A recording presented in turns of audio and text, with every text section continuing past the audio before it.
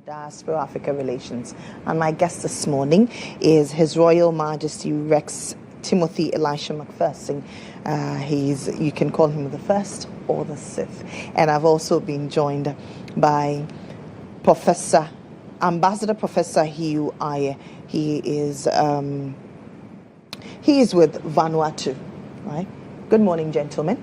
Good morning. You are welcome. He's a trade commissioner, Vanuatu Trade Commissioner to Ghana. Now, His Royal Majesty is chairman of ECO-6. He's president of the African Diaspora Central Bank. You're welcome to the show. Let me start with you on Vanuatu. I'm sure many are wondering what Vanuatu is, what you've been doing so far, and how have you been helping in relationships between Africa and the diaspora. Thank you so much. A very wonderful morning to our viewers.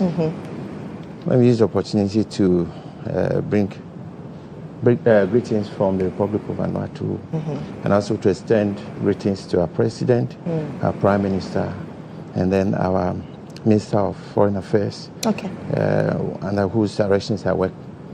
And so I want to bring greetings from Vanuatu and also from Ghana to the Republic of Vanuatu. Oh, Vanuatu. Yeah. So let me dwell a little bit on Vanuatu.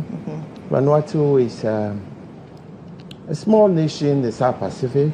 We are part of the Melanesian nations. So you find ourselves within the areas of Fiji, Papua New Guinea, New Caledonia, Solomon Islands. So just like we call West Africa, our region is also called the Melanesian region. And it's an archipelago of about 83 islands. And having about 320,000 people. We're part of the Commonwealth. We're also part of the UN. We have a voice at the UN as well. And so, Vanuatu Trade Commission was established in Ghana 2.5 years ago. I just tried to bridge the gap between the South Pacific and the Republic of Ghana, and to a large extent, Africa at large. And just to give you some little brief history about Vanuatu. Especially a place called the happiest place. Definitely. In fact, we've been voted 4 consecutive times as the most happiest place on earth. Yeah, which is why we want everybody to visit our country. In fact, in Vanuatu, we are the only country in the South Pacific that speak both English and French. In fact, we speak 3 languages. Bislama, which is the Creole language, that kind of like Pidgin English. And we speak French, we speak English as well. Why is it so?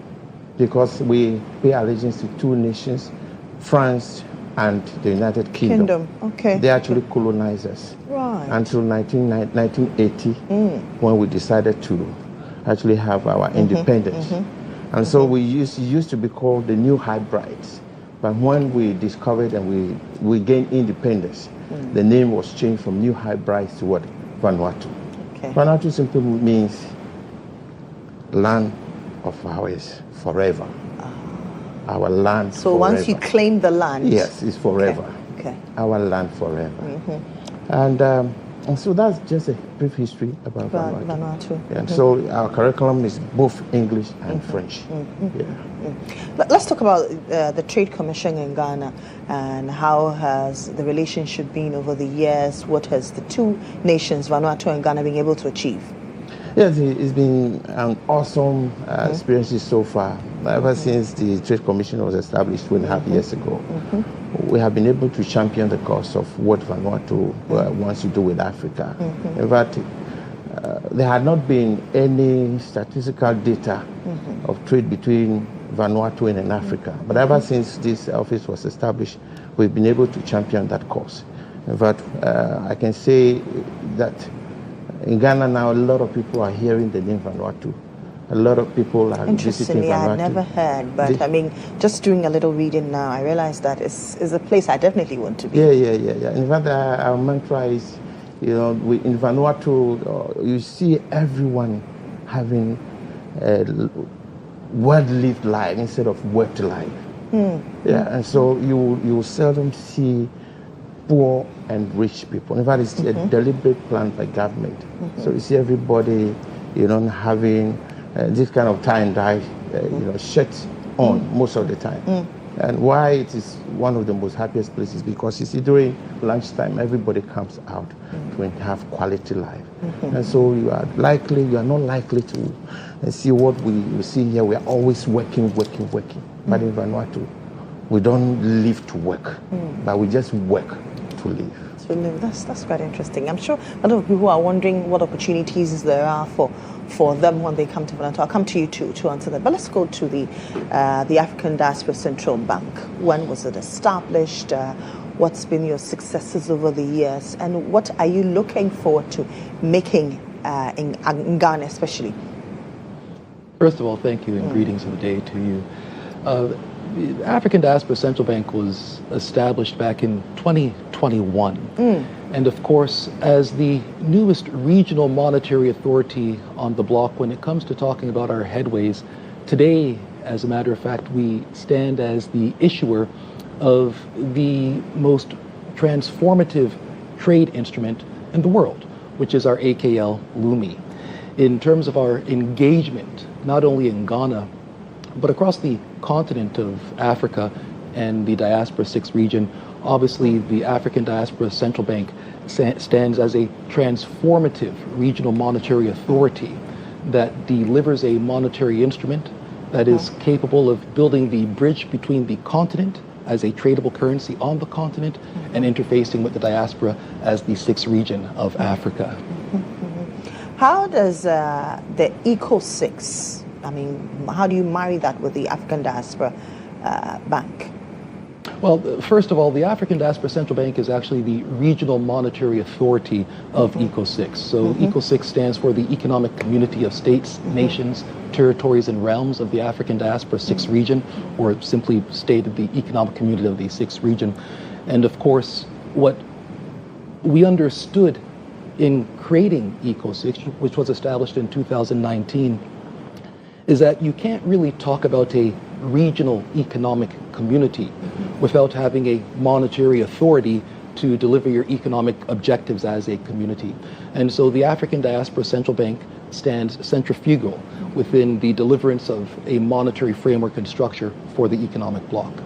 How can governments and even businesses, entrepreneurs benefit from these two blocks? Well, we actually stand in terms of our primary objective as a transformative regional bloc and monetary institution committed to providing liquidity, much needed liquidity, for our business communities, both in terms of small, medium-sized enterprises, not only within Ghana, but across all regions of the African family. And of course, as it relates to governmental institutions, we understand that as national central banks step away from the legacy Bretton Woods institutions and come more into a state of African sovereignty in terms of its economic prowess, that the African Diaspora Central Bank is there as a monetary institution with both the instrument in terms of our Lumi currency, as well as the liquidity to facilitate the economic renaissance, the monetary renaissance that must occur at a continental and global level. Have you established presence with the Ghanaian government? What has been the communication like? What are the areas you're looking at collaborating, for instance? Well, in terms of our collaboration in Ghana, we've actually began a very dynamic project which will be launched within the central region of Ghana, within the Gamoa area, where we will be building AfricVille. So within the diaspora, within Canada, we have AfricVille, Nova Scotia, which was established back in the early 1800s between African Canadians and African Americans and our constituency of Maroons who came in from Jamaica.